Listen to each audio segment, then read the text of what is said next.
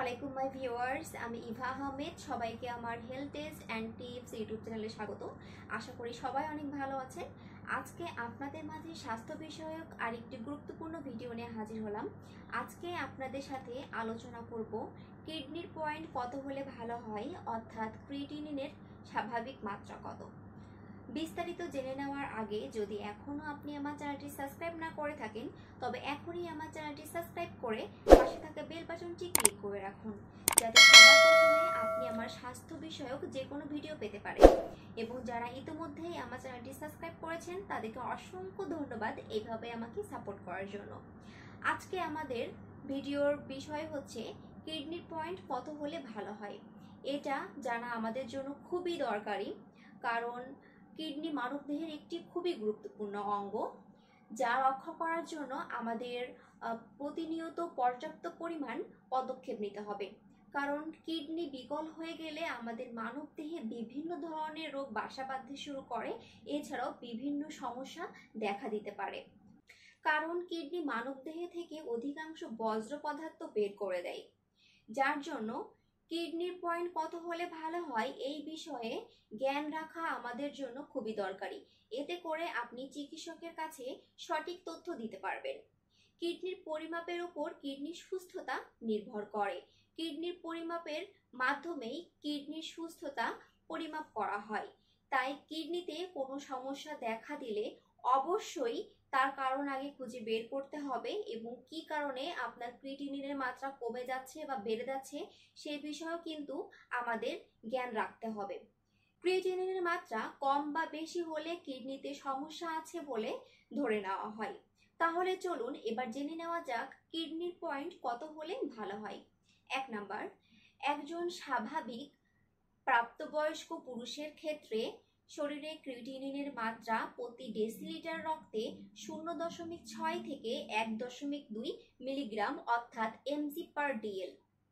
2 number, একজন প্রাপ্তবয়স্ক নারীর ক্ষেত্রে প্রতি ডেসিলিটার রক্তে ক্রিয়েটিনিনের মাত্রা 0.5 থেকে 1.1 মিলিগ্রাম অর্থাৎ mg/dl। 3 নাম্বার, একজন শিশুর ক্ষেত্রে এই মাত্রাটি তুলনামূলকভাবে কম হবে। একজন স্বাভাবিক শিশুর ক্ষেত্রে প্রতি ডেসিলিটার রক্তে ক্রিয়েটিনিনের মাত্রা 0.3 থেকে 0.7 মিলিগ্রাম পর্যন্ত হতে পারে। একজন স্বাভাবিক কিশোরের ক্ষেত্রে শিশুদের তুলনায় এই মাত্রাটি একটু বেশি হবে। একজন প্রাপ্তবয়স্ক কিশোরের ক্ষেত্রে রক্তে ক্রিয়েটিনিনের মাত্রা 0.5 থেকে 1.0 মিলিগ্রাম পর্যন্ত হতে পারে।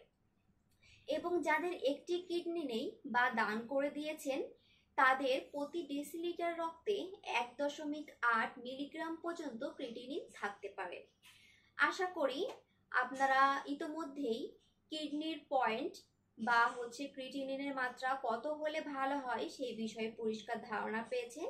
আপনাদেরকে আরেকটা বিষয় বলে রাখি, সেটা হচ্ছে একজন প্রাপ্তবয়স্ক ব্যক্তির শরীরে 5.0 মিলিগ্রাম যদি ক্রিয়েটিনিন থাকে সেটাকে আমরা কিডনি বিকল হয়ে গেছে বলে ধরে নিতে পারি।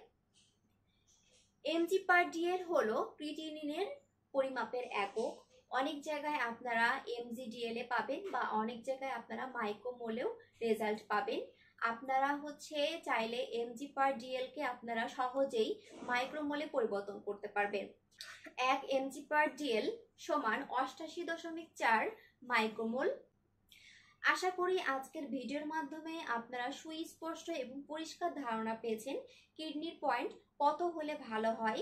আমি কিন্তু আজকে বয়স ভেদে কিডনির স্বাভাবিক মাত্রা আপনাদের সাথে শেয়ার করলাম। আপনারা বয়স অনুযায়ী আপনাদের কিডনির লেভেলটা যাচাই করে নেবেন বা আমাকে কমেন্টে জানাতে পারেন। আর সবার কমেন্টে রিপ্লাই দেওয়া কিন্তু একেবারেই সম্ভব নয়, তাই এখন থেকে আপনারা যে কমেন্টগুলো করবেন সেটার উপরেই ভিডিও আপলোড করা হবে। আপনারা অনেক সুন্দর সুন্দর কমেন্ট করেন, যেটা আমার কাছে অনেক ভালো লাগে, এবং আপনারা অনেক বিষয় জানতে চান। আর আপনাদের কমেন্টের ভিডিও রিপ্লাই আমি প্রতি বৃহস্পতিবার রাত্রে দিব। অবশ্যই কিন্তু আপনারা আমার এই স্বাস্থ্য বিষয়ক চ্যানেলটি সাবস্ক্রাইব করে রাখবেন। এবং যারা নতুন মেডিকেল টেকনোলজিস্ট আছেন তারা কিন্তু যারা নতুন কাজ শিখছেন বা নতুন কাজে ঢুকছেন তাদের জন্য কিন্তু আমার টেস্টের ভিডিওগুলো খুবই হেল্পফুল। তারা কিন্তু অবশ্যই অবশ্যই আমার চ্যানেলটি শেয়ার করবেন এবং সাবস্ক্রাইব করতে একদমই ভুলবেন না। তাহলে আজকের মতো ভিডিও এখানেই শেষ করছি। সবাই ভালো থাকবেন। আল্লাহ হাফেজ।